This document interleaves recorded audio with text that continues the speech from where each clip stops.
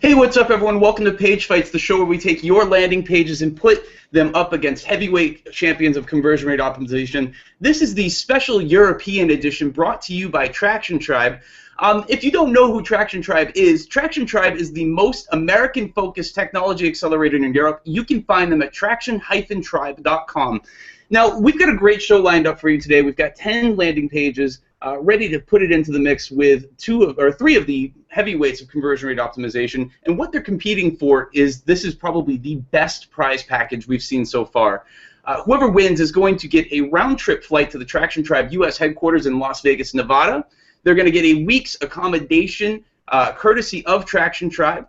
They're going to be spending 5 hours of consultation time with the Traction Tribe partners out there. Free entry into the Conversion XL conversion course, 6 months of Unbounce Pro 99 for free, and 1 hour of landing page neuromarketing consultation or neuromarketing analysis with André Morys of WebArts. By far the best prize package we've offered so far, and I'm kind of jealous of whoever wins this, to be honest with you. So without any further ado, let's just introduce our judges and get into the pages here, and then we'll talk about the format a little bit. And then we'll just get going. First up, we have Oli Gardner of Unbounce. He is the co-founder of Unbounce, has seen more landing pages than anyone in the world. And in fact, he has spent so much time on the internet that the way he's going to get away is by spending a month on a desert hike. How badass is that? Welcome to the show. Pretty badass. Good to be here, and I am pretty sure I'm going to make a few people cry today. I would hope so. That's kind of what this is all about, right? Next up, we have Peep Laja of Conversion XL, my former boss, and one of the nicest guys when it comes to conversion rate optimization. And Pep, can I just say your stubble is looking exceptionally nice today. Whatever you're doing with your beard trimmer, just keep the setting right there. All right, will do. Thank you. I'm following the new trend, which is called "too lazy to shave." And last but finally not least, we have our guest judge, André Morys of WebArts. This is actually a guy that Pep looks up to quite a bit, and I don't say that's a high honor because Pep doesn't look up to many people. So André, welcome to the show. You ready to kick some ass today? Yeah, ready to kick some ass. Thanks for having me here. And you know what? Especially for this show, I printed a black WebArts shirt, black because it's evil, So nice. I'm ready to kick some ass, okay? Very nice, very nice. Now, in case you're unfamiliar with the format of the show, what we're going to do is have 10 landing pages up for critique. We're going to basically give them 2 to probably a little bit more minutes apiece, where our judges are going to just tear into them and give honest feedback, but also be kind of nice about some of it, maybe. And then what we're going to do is have you, the audience members, vote on whoever the landing page you want to see win this grand prize package goes. And it's, again, this is an amazing prize, so whoever you want to send out here, make sure they need it, and let's get it right into the pages, guys, shall we? All right, hold on a second here. First up, our first landing page, once I have my screen up here, tell me when you guys can see it. Our first page here is Octopus. You can get customized sunglasses and design your own style easily online. André, why don't you kick us off here, because you're our guest judge, and tell me what you think about this page. First of all, I thought it's very interesting that they promised that I can get customized sunglasses, but the sunglass I see looks like just every else sunglass, It looks very common. So I didn't get it at all why I should get customized sunglasses. So, yeah, I didn't get it. I'm sorry. Okay. And I thought 3D printed, when I saw the 3D printer things, usually it doesn't look very good, So I can't imagine how this will look like. So I thought this is crap, or for something where you can play with for kids. Or I completely agree with Andre here, because sunglasses is 1% protection from the sun, 99% design. Looking good. Show me the damn sunglasses, not cartoon drawings. Yes. Well, it's not actually, it doesn't exist yet, right? They're trying to build up some awareness before they launch. Prototypes. Yeah, for sure. I want to see it. I want to see it in detail, you know, a great photo shoot, and I need to see that these glasses are really something special. Right. Yeah, it'd be nice because you can customize them. It'd be nice if they showed a few ways. Like, what are the two ways you can customize them? Because they're just showing an average pair there, right? They should show something ridiculous, show something normal, like, so I get a sense of how far I can push it with my design. You know, can I maybe have a couple of images what you can do, and this robust structure sounds as unsexy as it gets. I mean, hey, I want a pair of sunglasses with robust structure. You know, like who says that? Yeah, I think a good thing to add there, especially with the 3D printed frame, because some of the 3D printed stuff that I've seen so far, it looks kind of like Andre was saying, it's like a little chintzy, right? Yes. So, but something that kind of shows you, like, oh, we use the highest quality industrial 3D printers or something like that to make it so you don't look like. Or maybe it's cheap. Maybe it's $1 sunglasses. Yeah. What's the price point comparison? Like, tell us. Yeah. Is it like Warby Parker? Is it like, you know, whatever? And you know what? I don't know if I can say this, but maybe I'm discriminating some people, but. You know the Bulgarian supermarket effect? No. No? No. So, like 20 years ago, when you went to Bulgaria, it was still like former Soviet Union thing, whatever. The supermarkets were completely empty, you know? So, and it's a horrible view to see an empty supermarket. It's And you know, that's why I call it this effect, Bulgarian supermarket effect, because nobody wants to buy somewhere in a shop or a market that looks like this. And this website, it looks like nobody's there. It's completely empty. It looks. I'm sorry for that. It looks unsuccessful. So I do like the design aesthetic, but I think in a different context, or you know, mixed with some real photos here, that, you know, that's really what it's missing. We're not buying cartoons. We're buying actual sunglasses. So yeah, and this design is not unique. It's not something personal. You know, it looks like something downloaded somewhere, like a template. So yeah. Hey, just a quick notice for people watching. Join in on Twitter with the hashtag PageFights, so you can ask us questions as we go along if you want. Thank you, Oli. Yep. So fantastic. We're going to move on, but yeah, I think overall this page would be much more beneficial from having some real photos of people and just like extra prototypes. You know, and maybe some shipping information, like where can you send this out to? Like, just need a little bit more out of this to make it feel like a real product and not just something that's here and okay, yeah, you can do it if you want, and that's pretty much it. All right, moving on. All right, so 271%. There is no page like home. Pep, kick us off here. There is no page like home. This reminds me of 1995, where every website was called a homepage. Yeah. Well, what is this page is $1 million question.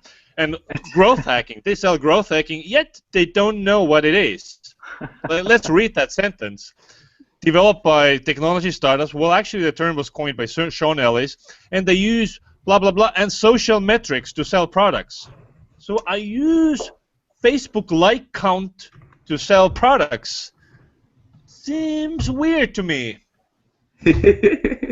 And you get these cool 3D goggles, too. Ollie, keep going. Maybe the goggles were made by the Octopus guys. Oh, there you go. Yeah. That would be a good example. Sorry, can you go to the top? Yeah. So, 271% sense. No, this makes absolutely zero fucking sense. I have no clue what's going on here. No, that's okay. I mean, 37 signals. Come on, you know. Come on. It's nonsense. And that growth hacking is a statement. It doesn't say anything. But read that about us. It's just so hard to understand. Alongside O1I and IE. What's the point of reading that? Like, what do you now? Are you going to be more motivated after reading this? No. It's just a bunch of nonsense. Transcendental, numerical value. What do you actually do? Like, and about us should say a little bit about what you do. And get in touch with us. Why? Why would anybody want to even? Well, if you click on that, Tommy, click on get in touch with us. Get in. Okay. Yeah, close it. There's an email address. There's not even a form to put in like a discussion. Yes. Now I really want to copy paste, open up my other tab, like work. Yeah, I had the feeling that the page is out of order, to be honest, because I thought there's maybe some text missing. So maybe it's not correct because I still didn't get it. So well, there's a lot of text missing. Like, what do you guys do? Who are you for? Like, what is this about? Like, I see growth hacking like this kind of weak definition here, but like, and then this what is this? But you know, this is so bad that I hope this is a technical issue. Okay. All right. Hey, Pep, can you? Yeah. What I was saying about the name. So what's this 37 signals reference? Who the fuck knows? No, but you were saying. I don't. About the 271. What did you mean by, like you said, 37 signals? All right, we are going to move on. I mean, just that it's a weird name can work. It's not a hindrance necessarily. Right. Yeah. Okay. We're going to move on, but Dustin says, there's no page like home, but the aesthetic told me the page is under construction, come back later. I kind of agree with that because there's nothing much here that tells me what this page is about. So we're going to move on. Super Pacifier. Oli, you start with this one, please. Design and order the best baby gift. I like this. This is a very clear value proposition. You can get a customized baby gift for your baby or someone else's baby. Do they still use these things when they're like a year and a half old? I don't know, but they know more than me. It's clear. You can design it and order it. Engraved pacifier with name or unique graphics. One thing I'm a little confused about, if you click on 6 to 18 months, yeah. Now you get a different color option. Does green scare very small children, or is there some kind of leakage of the dye? Not really sure why you're changing up the options there. But it's pretty simple. You can customize this. You can see it right here. You can put a mustache on it. It's kind of creepy, but cool. Pep, you're the owner of small children. What do you think? Is owner of small children? Yeah. Child owner. Well, what really bothers me is that, as Oli said, this is a very specific thing that they're offering here, but they start off with best baby gift, like as generic bullshit as it gets. So why don't you say, hey, kill the design and order line and just say what it is? I mean, the design of the whole page looks kind of, amateurish. Concept is good. What I would do is where you can type the name, I would put it above the image because it was not obvious to me at first, and I would have the cursor blink so it's obvious that I can now type there and immediately see that I can change the name. Yeah, good idea. On the pacifier there. There we go. I'd also like to add a little bit of microtext here just to kind of give some file image, like to avoid some of that complication that might show up a little bit later. Right? There's nothing worse for me than when I try to upload an image and then it goes, oh no, sorry, the file's too big or whatever. Andre, what do you think? Doesn't even look like a button. The thing, I mean, everybody should ask himself, why should I buy here? Is there any specific reason? And the thing is, if you even want to buy this thing, you have this feeling, are they really trustworthy? How many of these pacifiers do they produce? Is it a big company? Did they just start? So I don't have any feeling if this is something good. Nothing. They should write how many customers they have, since when they're doing this or whatever. Any trust thing. So it looks like just another startup idea. So right. Maybe I wouldn't trust them. Maybe suffering a little bit from the Bulgarian supermarket effect. A little bit, yeah. Yeah. See, I'm going to start using that now. I like that. The design is clear, but I mean, there's also a problem with too much white space. And the form. So if you click order here, the rule of forms is that the action item, the action button, call to action, should be close to the form, because the further away it is, the less people click there. So the pay button is like so far away from the actual form. So that's got to be a hindrance there as well. I'd like to see them rearrange the page. So can you go up again, Tommy? So that it has the interactive part on the left, which is this left? This is your left. Have the interaction part there, so you can see it, you can customize it, and have the bit where you can buy it right next to it. So mess around with it and get it, not have to look all the way down there before you can interact with it. People are used on an e-com site to having, you look at it here and you buy it here, so I'd stack them side by side. Very good feedback, Oli. Thank you. We're going to move on. This one's geteujob.com. Andre, why don't you kick us off on this one? Oh, I still don't know what they're doing. I'm so sorry. You know, I'm from the EU, so I should know it, but no, honestly, I didn't get it. I think Andre is too old because it's the next generation of job board. Yeah, but you know, you can click on the language selector. And the thing is, if you do this and you understand a foreign language, you will realize that the translation is completely crap. So that's I think the worst thing, which nobody sees. So I clicked on Deutsch, German, and I realized, ooh, this just came out of a bad translation service. So they even can't afford a good translation. Well, and they didn't even translate the subheads. Yeah, like they just stayed this. It just stayed as like videos and free. Yeah. But there's a glaring problem here. There's no title. There's no headline. Right. Like, where's the nothing? Where's the headline on this page? It says what it is. Nothing. And you have to subscribe to actually find out what it is. You know. I would not use it even if it's free. So. Yeah. There's not a single. If it's the next generation job board, tell me how it is different. What makes it next generation? Because it surely looks like the previous generation.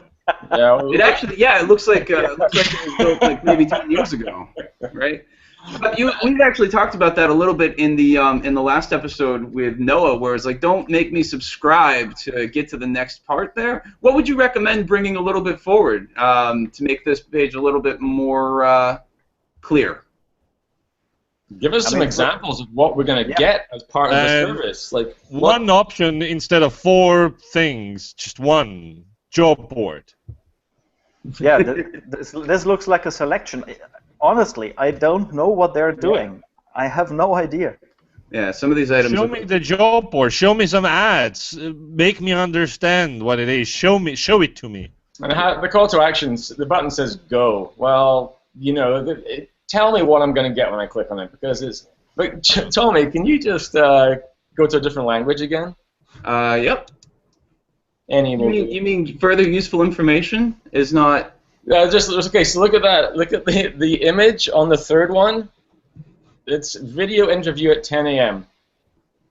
Okay. It's an image. It doesn't change. Doesn't matter what language you pick. It's the same thing there. Yeah. It's really amateur. Yeah, that would be very distracting if you didn't speak the language. Well, if you're changing. And the English language as well is just terrible. I mean, 47% of Europe speaks English. Right. So it's a good place to start, but at least get it written well in one language. It's just awful. All right, guys, we're moving on. This is number 4, Get EU Job Board, geteujob.com. This is fast over here. Number 5, Faster. Live slow, sail faster. Andre, kick us off. Yeah, I mean, it looks really nice, first of all.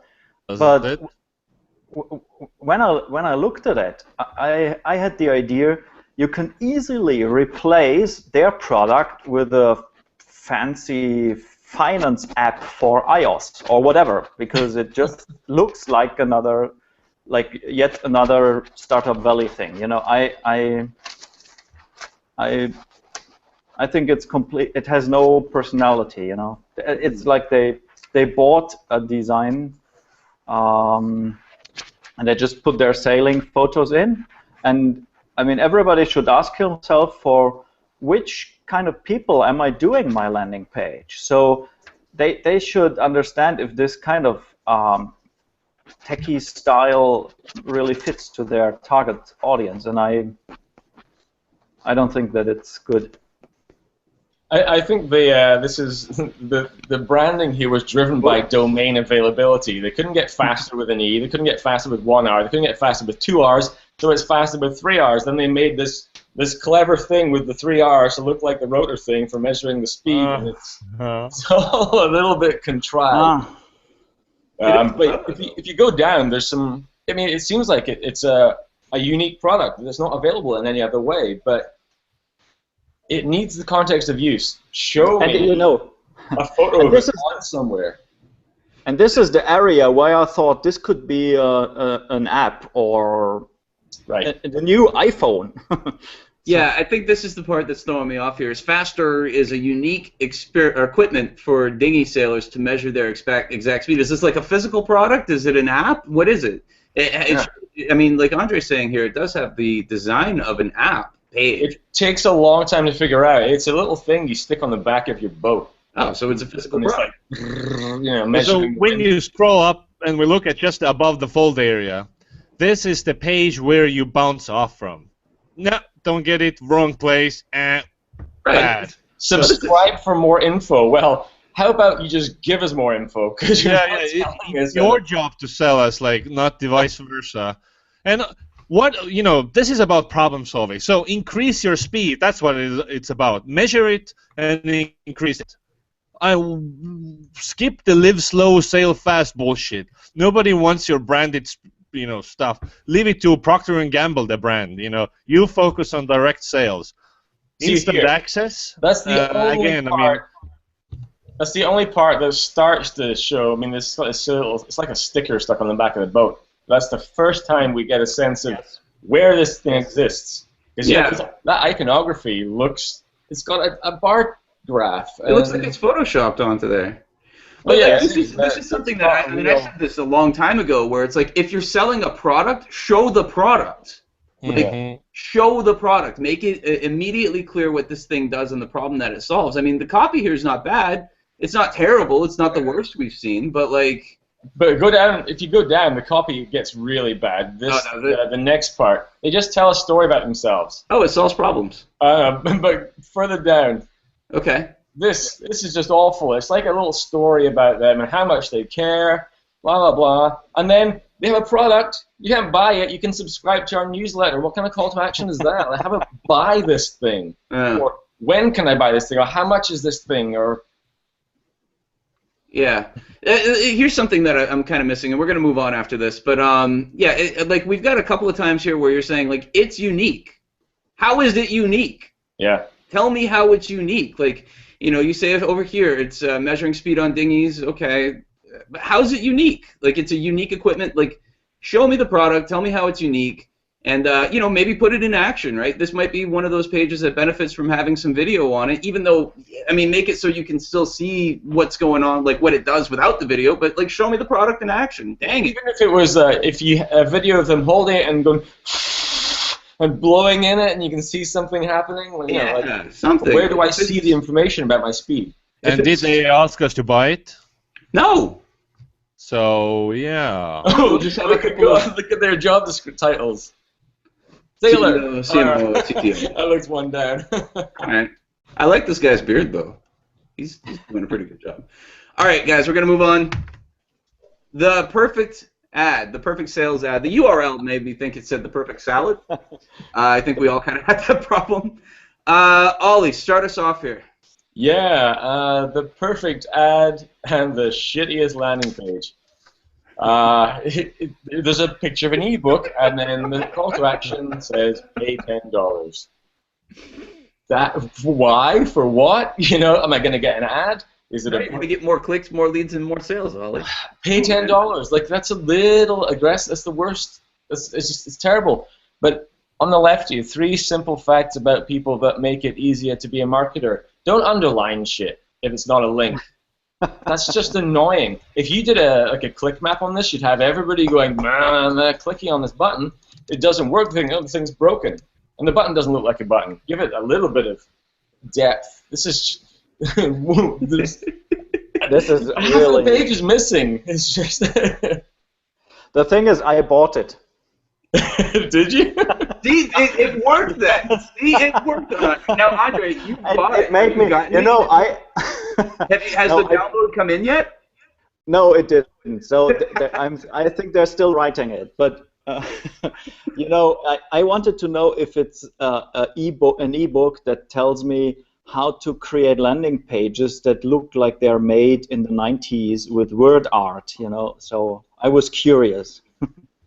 Yeah.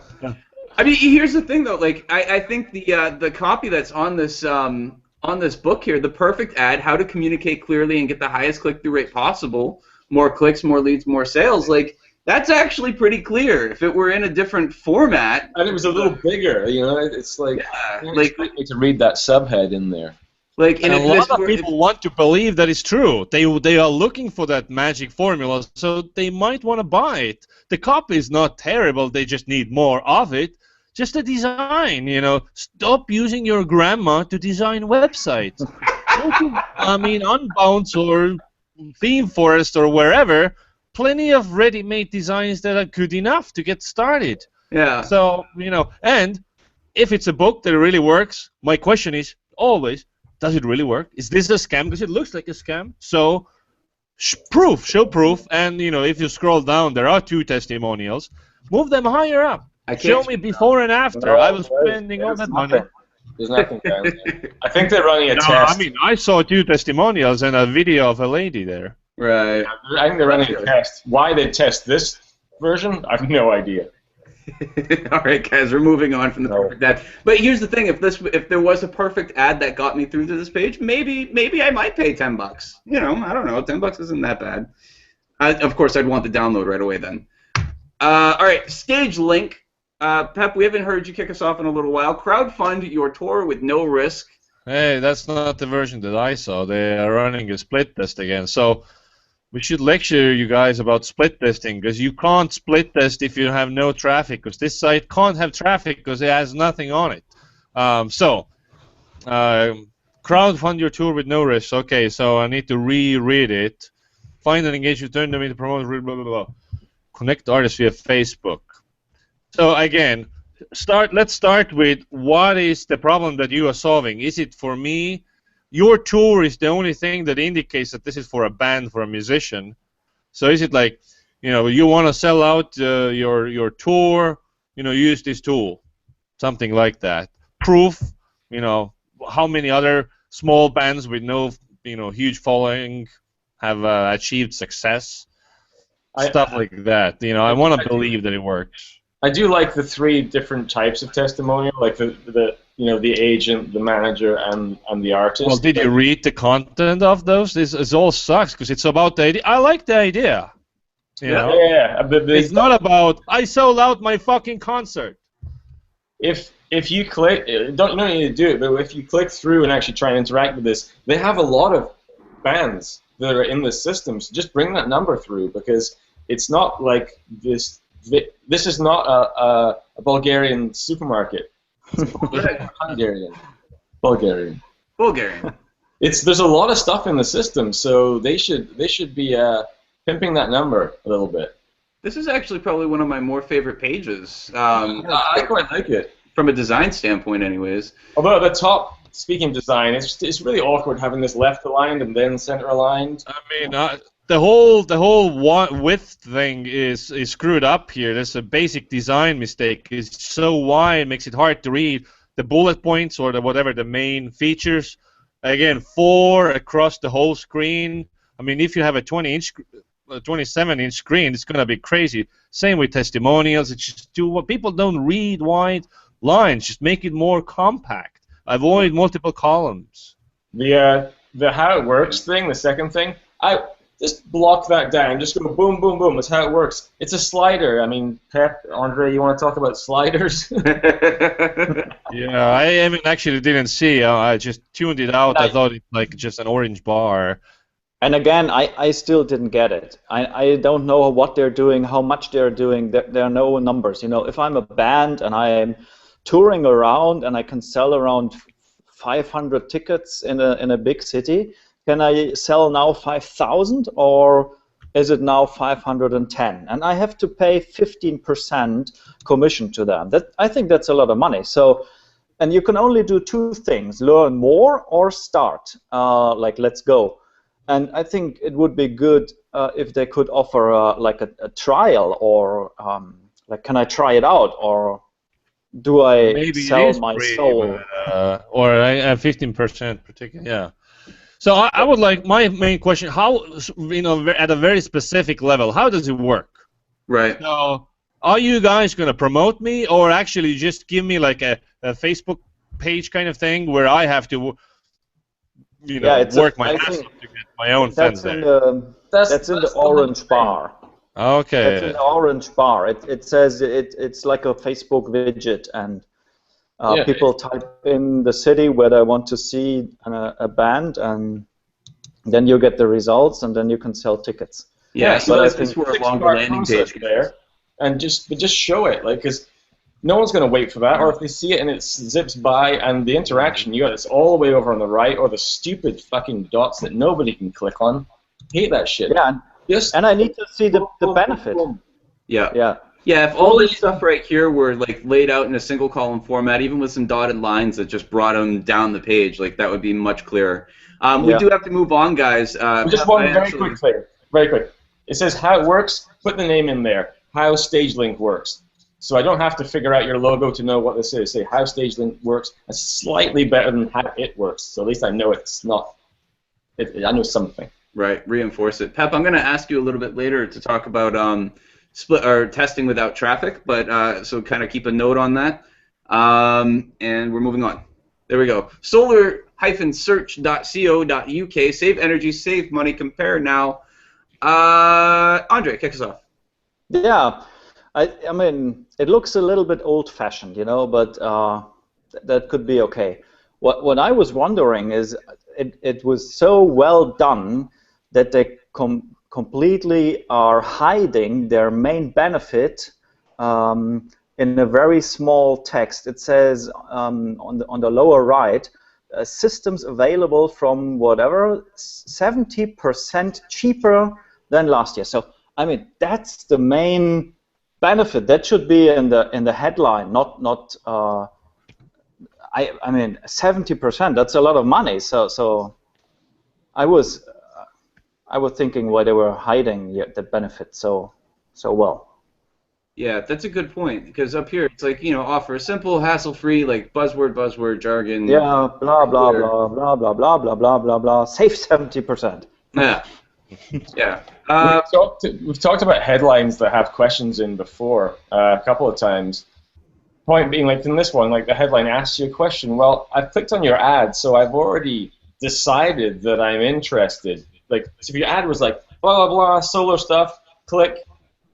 I'm interested. Then it's like, do you want to blah blah blah? Yes, I already told you I want to by clicking on your ad. So put some more value in the headline instead of just asking me another question that I've already kind of qualified myself as saying yes to. I didn't even notice there was a headline here. That is information overload. I mean, it's just too much copy here. And like the manual on the right, like how fucking hard can it be?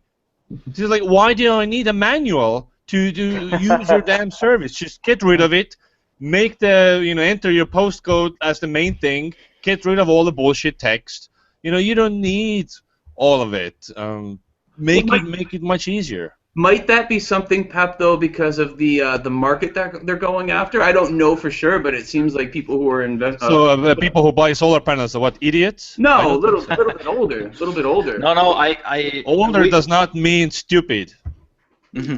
The thing is, we call this like pseudo. Can you say that? Pseudo informal. Pseudo, yeah. So it should look like a very rational thing, yeah? Because of course people that buy solar panels, this is about implicit codes, It's about saving money. This is a rational decision. I don't buy solar panels because it's fancy. So I think the style of the page is okay, and it's a good example about the power of implicit codes. We use this a lot of time for insurances, if you are putting some thing in tables and stuff like this, people love tables and data. But the problem is, it looks very complicated, and especially they don't know what goes on in the mind of their people. They want to convince me that I should use solar panels. That's stupid. If I'm already searching for lower prices, I already decided to use solar panels, So Yeah, there was a study done by the New York Times that actually said that the more complicated something is to read, the more perceived complication there is with the whole process. So, like, if this is actually a simple 4-step process, then kind of piggybacking on what you're saying here, it's like make it look simple, make it easier to read, because then you don't add that friction to your own brain. Ollie, you look like you have something you want to say here. Yeah. I mean, from looking at it, I think the main benefit here is what you actually get, and what you get is they compare solar panel costs and installers, and they give you three free quotes in your area. So, if your headline was, "We compare solar panel costs and installers for you, get 3 free quotes in your area." Now, I know what it is, I know what I'm going to get immediately. Then you might want to have here are the steps or whatever, but after those steps, there needs to be a headline, a subhead above the steps to explain what they are, and put your CTA that's getting started, this form, underneath the steps, right? It's this, boom, go. If you're going to have all those things there, put my action after I've read these steps. You're making me jump around all over the place. But simplify that headline to actually say you get these 3 things in your local area. Yeah. And visual hierarchy, like the main most important thing, find my property, looks like 4 other items on the page. It doesn't stand out really. Yeah, we're going to move on after this, but owners of solarsearch.com, I want you to, or .co.uk, I want you to Google why simple websites are scientifically better, and it's an article I wrote a little while back that talks about the simplification of all of this and how that's going to be able to help you out. All right, moving on. Health Hour. Ollie, kick us off. Your personal fitness solution that helps you minimize the administration and maximize your well-being. Administration. What's that got to do with health? Shrink your CEO. Yeah. So the demo they're trying to do here is really awkward. Like they've got this blinking text saying, "Here's a short demo of our app." It's weird. Like, Tommy, click on some stuff on the app here. It's a little bit interactive. Oh, cool. Well, so you go next, and that stuff doesn't really work. But the second thing here is book a trainer. Well, so this 2-step thing, and getting a trainer is half of this 2-step thing. So I think that should be talked about outside of this. Don't expect that I'm going to interact with that and figure it out, because it's really complicated in there. And see it. What Tommy's doing doesn't change anything. Yeah, I never would have okay, all right, maybe. Yeah, I never would go through this though. Like, it's just not. And the best. And the trainer is an important part of the value proposition, but it's not really being. Yeah. Click on one of the app CTAs there, Tommy. Yeah, it's. And you can click on the lower one, get early access, the big orange button. If you click on the lower one, you won't get it. What it does, it's. You have to fill it in the little phone. That's happened. Yeah. But there's a fundamental flaw with the whole page here. It's like, we want to maximize your well-being, and they do it by telling me where the gym is. I already know where the gym is. I'm just too fucking lazy to go there. Like, that's not how you make people lose weight, to tell them where the gym is. Come on. I have to say, too, the text in these little columns here, Ollie and Pep, you guys have both talked about multi-columns plenty of times on the show before. This is really hard for me to read, this white on blue. Like, and maybe it's just the way my monitor's set, but there's no contrast here. And it makes it difficult to see the that stuff. Like, I just will gloss over this page entirely because there's no contrast. I can't see what this is about. I'm probably not going to hang out in this little tiny phone app up here. Like, it's clever, I'll give you that, but it's not big enough for me to clearly understand. Right, and the subheadings, they don't use the same form. They always have to be the same forms. Well, this is we make, allowing you can. Like, this, it's like completely different ways to phrase the headline. They should all be uniform. And the social proof down below, 0 tweets and 1 Google Plus. I think that nobody gives a crap about this stuff. So, unsuccessful. Removes negative social proof. This is, I mean, this could be a cool app though. So, you know, take some of that. Take some Google of that. Maps already exists. So I can type in gym. And it's moving already. Quite the thing is, I mean, it looks like it's not made with love, you know, because all the little details, you know, not that much tweets, the little app simulation is not working really nicely, and even the logo, the heart, you know, it looks like somebody didn't find a good heart as an icon, so he built someone with Coral Draw or whatever. I took an arrow and put it upside down. It is an arrow. It looks like, yeah.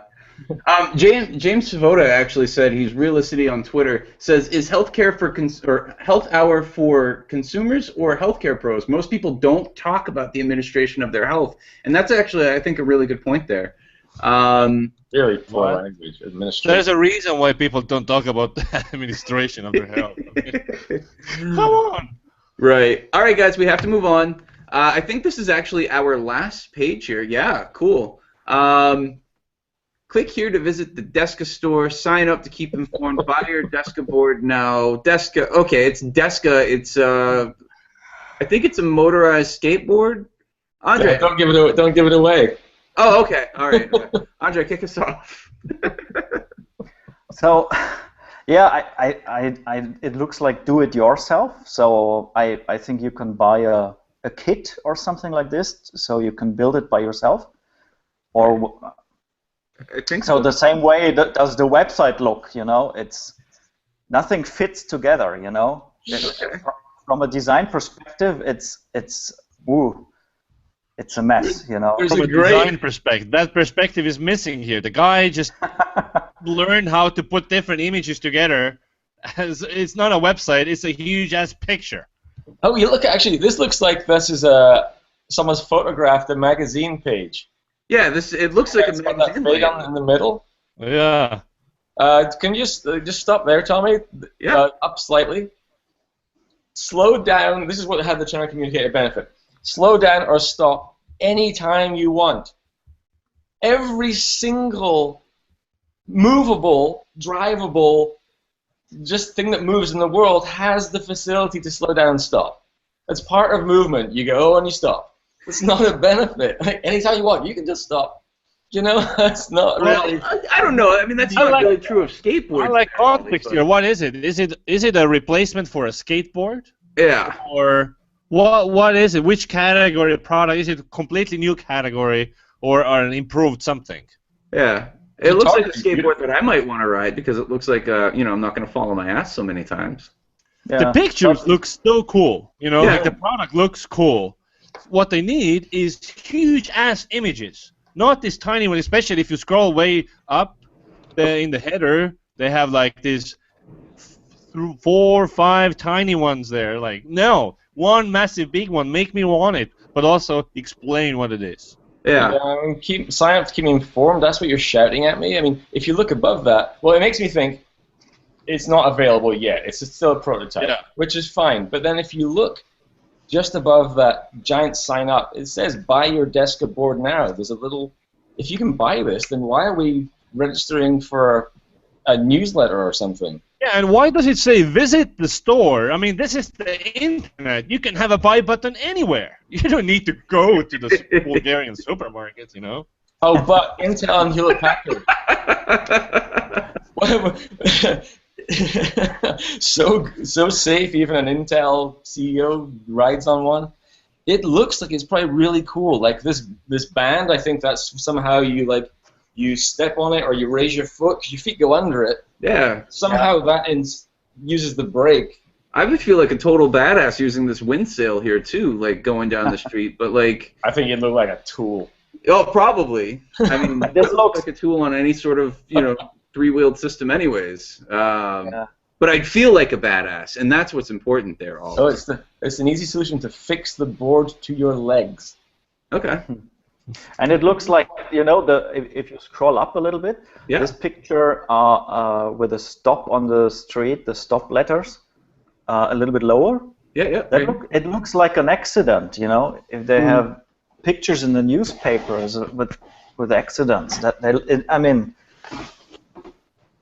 doesn't look very nice. I'd love to just know how does this braking system work? Yeah. I mean, maybe even something like there's a little trend there that was the gifographic, right, for a little while. Maybe that would be something cool to introduce in here.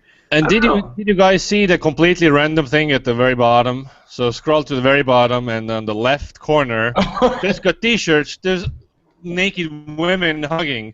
That's something that the creator of this page is, just rubbing off from. It's like, dude. Well, and if you why? And there's a link to their Facebook page there, and it's not even a link. It's just a URL. I copied and pasted. Went there. It has nothing about these women or the T-shirts. It's just a Facebook page. Did you feel robbed you didn't get to see the naked women hugging? I was kind of disappointed, but yeah, I don't blame you. All right. One quick thing I noticed, they kind of brand this as the world's first city surf. Yeah. But you only get that further down the page. It's in the meta title of the page. So I saw a little bit of it in the tab on my browser. It's not written on the page. It's up there. If that's part of your branding, your value prop, whatever, like, don't just do it for search. Yeah. Some of that onto the page. Yeah, that's a really good point there. We are going to move on. We're going to move on to voting and Q&A. If you are following on the hashtag on Twitter, Page Fights, it's also should be embedded on the page here. You're going to see the recap done by Unbounce, and I'm also going to recap it here real quick. We have Octopus at number 1, 271% cents at number 2, Super Pacifier at number 3. GetEUJob.com at number 4. Faster. The Perfect Ad or Perfect Sales Ad at number 6. StageLink at number 7. Solar-search.co.uk at number 8. Health Hour at 9. And Deskah at number 10. Now we're going to move on. While you're voting, we're also going to do some Q&A here. And let's see, let me just open up that Q&A document. Right here, Sarah Bernier says, hold on, let me just... Hey, Sarah.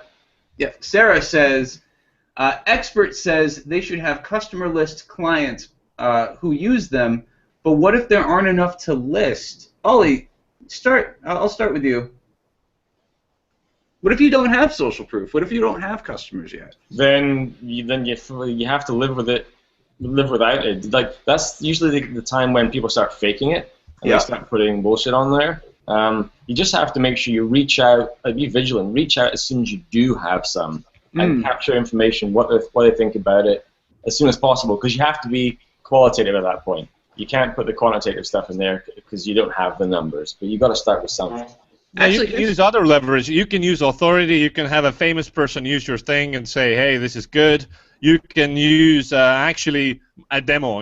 Before and after. This works for this one. Specific case, as Oli says. Be qualitative. So you can definitely show off your stuff even without social proof. People get innovations. It just needs to be demonstrably better.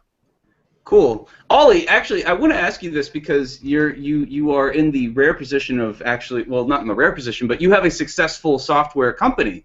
What did you guys do at Unbounce to get your first customers? Because, you guys had you're still refining the products, and, I love the product, but there was always some stuff in the beginning when I first started using it.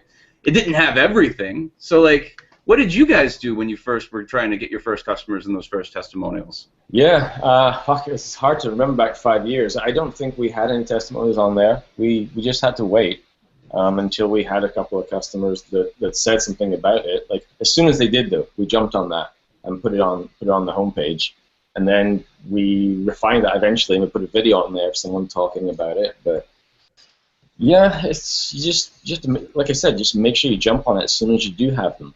But you do have to live without it for a little while. And how did you hustle your first customers? How did you get those first few? We turned on our pricing the day someone said they'd actually pay for it. And I think right around that point we said, okay, why would you pay for it? And whatever they said was what we put up there.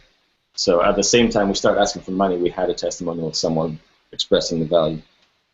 There we go. I like that. I like that. Andre, what's your feedback on that?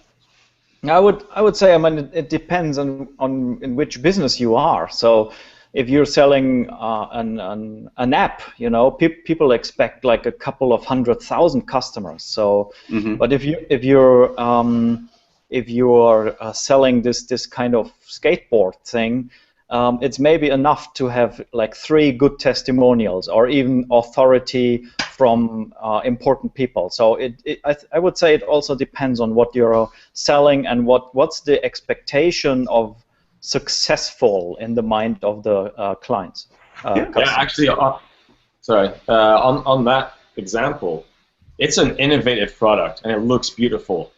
Get that in front of someone, Engadget, Gizmodo, or someone who reviews cool products like that. Then you get that's access to an authority figure who's critiquing and talking about or demoing your product. So that's before you even have a customer, you can have someone talk about how cool it is. Yeah, Tim Ferriss actually has some really great material on that type of stuff too. So if you wanted to check that out over at 4 Hour Workweek, you can find some stuff on that. My recommendation is to like I've got a couple of things that I've done, just a few projects that I've done myself, but like I've done as much personal networking as possible to just get people actually using the thing before I've even put a landing page out. That way, like I can take what they've said, kind of like what you were saying there too, Oli, is take what they've said and then put it on the page, and then actually like, hey, you like this? Could you give us a testimonial? And then when you put the page out there, you've already got a handful of customers, right? You've kind of been in this like little stealth mode. And it doesn't take much to get that first handful of customers. I mean, do some networking on LinkedIn or something. Like, you know, give it away to people for free. You know, just use your connections and say like, hey, I want you to use this. Give me your honest feedback, and I'd love a testimonial because that's going to be more valuable to me than anything else right now. Because when I put the page out there, like, I need something real. I can't just make this shit up. Yeah. Let's see. James Svoboda said that the job board needs a slider instead of 4 titles. I hope it was sarcastic. Knowing James, I think that is perfectly sarcastic.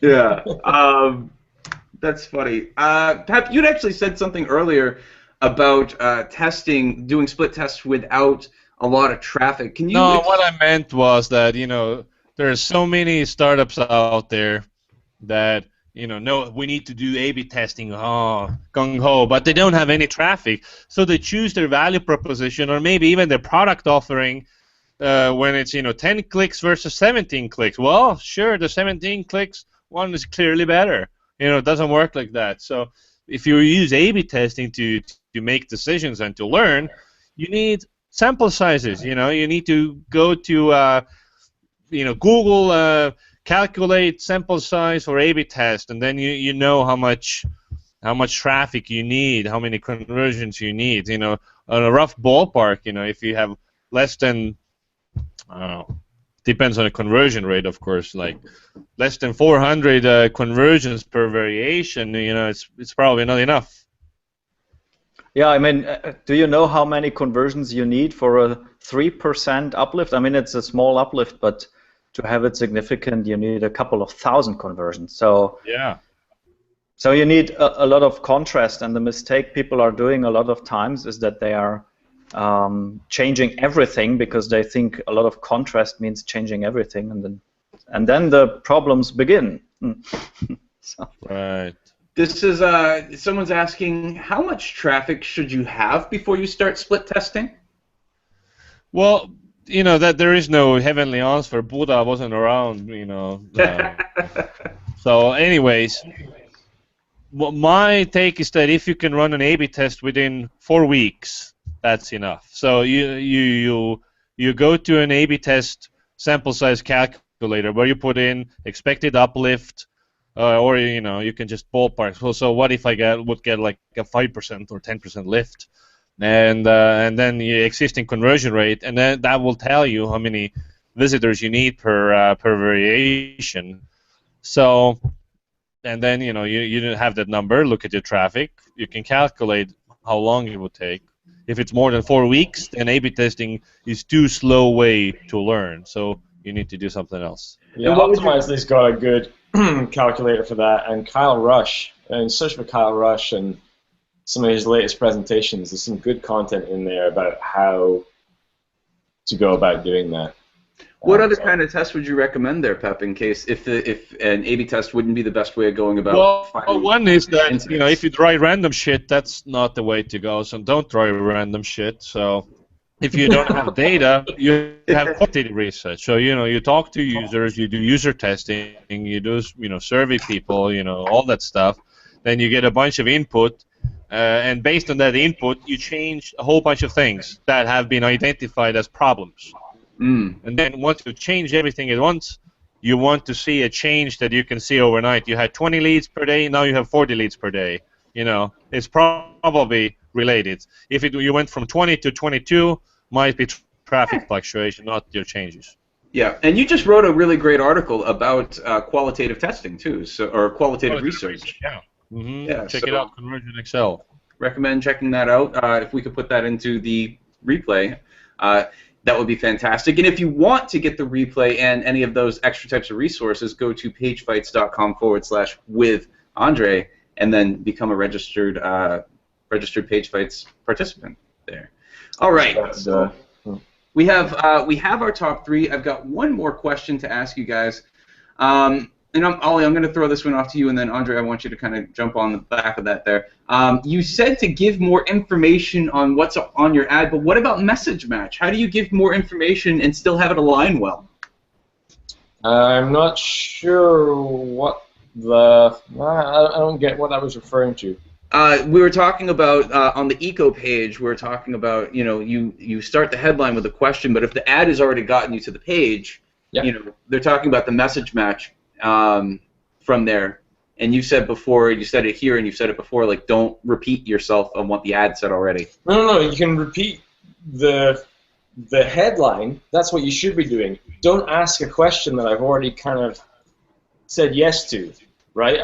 Like because I clicked your ad, so I'm starting to believe in what you're doing. So yes, match the headline to your ad, so I know I'm in the right place. Don't just start asking me like, are you sure you want to be here? Stuff like that. It's kind of it's counterintuitive. It's not helpful. Yeah, the way I kind of look at that is, and André, I'm going to jump over to you. The way I kind of look at it is like you're having you're having a dialogue with the voice inside your customer's head or your prospect's head. And if they've already answered that question, like you want to continue that conversation, right? It's supposed to be a dialogue of sorts. Exactly. And all you've talked about momentum before, and that's kind of what you're trying to keep up there. It's a story, right? André, can you talk about that a little bit more?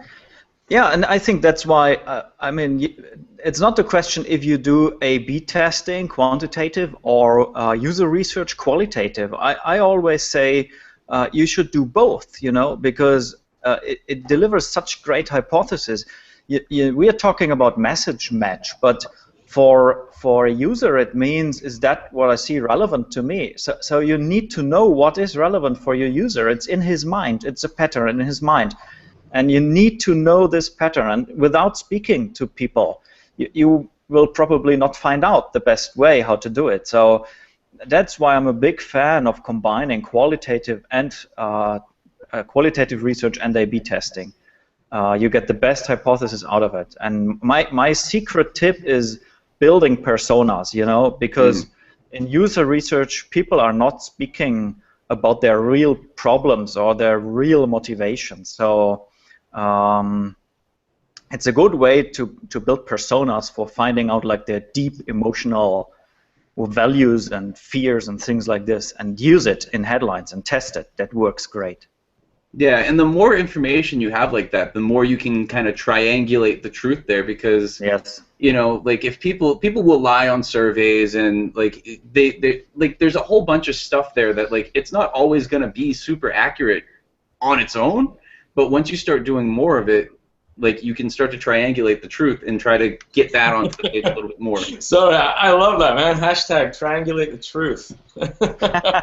Preach it. Right. That's great. That's all about it, So many people are just doing A/B testing in the area, they're just A/B testing. They don't have any other methods around. And if you combine it, it gets so much more mighty and so much more powerful. Yeah, and I think the worst thing that people do is go like, I'm going to make changes and not talk to anybody about it first, because then it's all in your head, and your website's not for you. Like, that's something to just kind of keep in mind. We do have some winners, and just to reiterate, what this winner, whoever wins, what you're going to get is a round-trip flight to the Traction Tribe U.S. headquarters in Las Vegas, Nevada, a week's accommodation, a courtesy of Traction Tribe, 5 hours of consultation with their partners, free entry into the Conversion XL conversion course, 6 months of Unbounce Pro 99 for free, and a 1-hour landing page neuromarketing analysis consultation with André. Whoever wins this, I'm extremely jealous, and hopefully this is going to take your business to new, higher levels. Third place, we have Octopus, because you guys had a really nice design, but didn't quite get there. In third place, we had Super Pacifier, right? Customize your own baby pacifiers. And in first place, can we get a drum roll, please? Thank you. Stage Link. Congratulations, whoa, guys! You're going to the big show.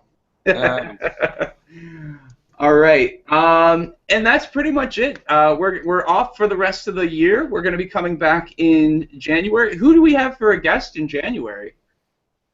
Anyone? Fred Sullivan. Is going to be our guest in January. Fantastic guy. It's going to be a very hard panel for me to moderate, I think. But it's going to be a blast. If you want to know more about Page Fights and get the replay and any extra bonus material we have, go to pagefights.com/European-edition. I was wrong before. And you can sign up and become a Page Fights member there. Thank you so much, guys, and have a wonderful, wonderful rest of the day. It's a mobile theme next time as well. Oh, yeah. All right, have a good one.